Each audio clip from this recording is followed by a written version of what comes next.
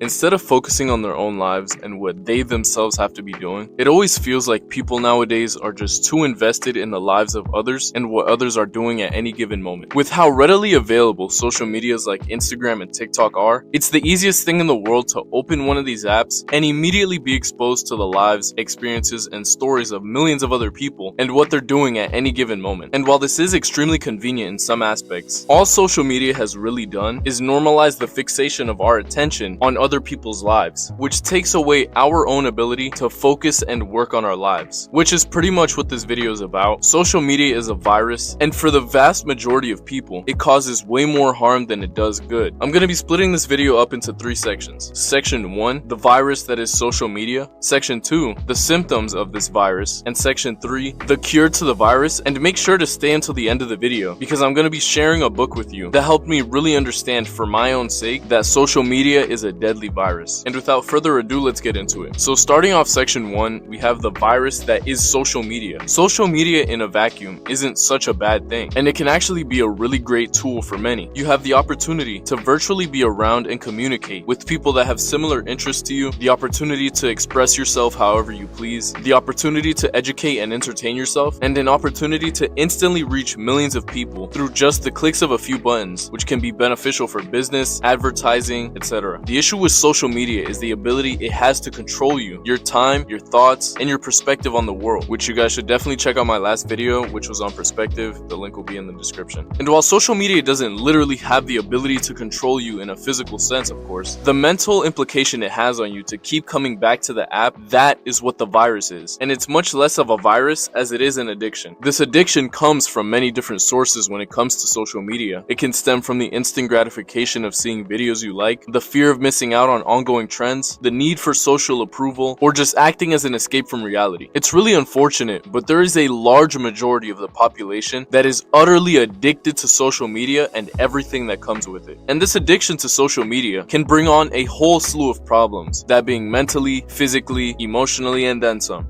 And with that being said, let's move on to the next section. It may be difficult to realize when one is addicted to something, especially something as normalized and accepted as the overindulgence of social media. And I think the problem is that by the time you recognize that there's a problem, it has already taken a serious toll on you. Addiction to social media can negatively impact you when it comes to the way you feel, your state of mind, the way you interact with others, your physical well-being, and your ability to take productive action. This can all snowball into even bigger problems as your life goes on and as the cycle of negativity continues. Here's a case of the average person that's addicted to social media. Timmy has an addiction to TikTok. He will scroll and scroll for hours on end, despite his responsibilities and the urge to do more with his life. Timmy feels the need to be present online due to a fear of missing out. He starts then missing out on social events because his addiction begins to isolate him from interaction with others. He begins feeling emotions of sadness and loneliness when he sees his friends having fun and going out. This sadness and loneliness makes him sluggish and unmotivated. This lack of motivation keeps Timmy from going to the gym. Timmy then starts developing a negative image of his body, which drives him even further down the spiral of negativity and adds to his decreasing mental state. To distract himself from reality, he goes back onto TikTok to pass the time and restarts the cycle. This cycle always seems gratifying in the moment, but this life is one of hardship. It's one of poor health, poor mental state, poor financial stability, poor relations, and just a massive feedback loop of negativity. This is not the kind of life that anybody wants to live. It's a life of pain, misfortune, and tragedy. And again, this has unfortunately been normalized within society. This is what most people's lives consist of. However, there is an alternative to this life, which is what this next section is about. The alternative life is simply just a life without social media. And it may be hard to envision leaving social media, especially after using it for so long. But trust me, it is the most refreshing thing ever. You start to experience your own thoughts and live through experiences the way you were meant to, instead of living it through the perspective of others. The world seems to become so much more quiet, and you'll find yourself having more time and more energy. And here's the easiest way, in my opinion, to quit. Social media is arguably the biggest source source of instant gratification because it's so easy to open an app and instantly make yourself feel good. But instant gratification never leads to anything good. Instant gratification is always a direct result of the consumption of something else. So instead of joining in on the consumption of content, go out of your way just to create one new thing and expose yourself to something uncomfortable just one time each day. Here's the way I see it. Whether you give it your all or you don't, life is gonna be hard one way or another. The difference between the life of addiction and consumption and a life of creation is that a life of creation consciously makes the decision to go through the hardship on their own terms. The life of consumption goes through the hardship due to the action that they didn't take. I'm not saying I want social media is banned, I'm just really advocating for the proper use of it. I do think social media can especially be good for intending to start a business or find networking or just share a message with the world. You just need to make sure to use it properly by finding the perfect balance.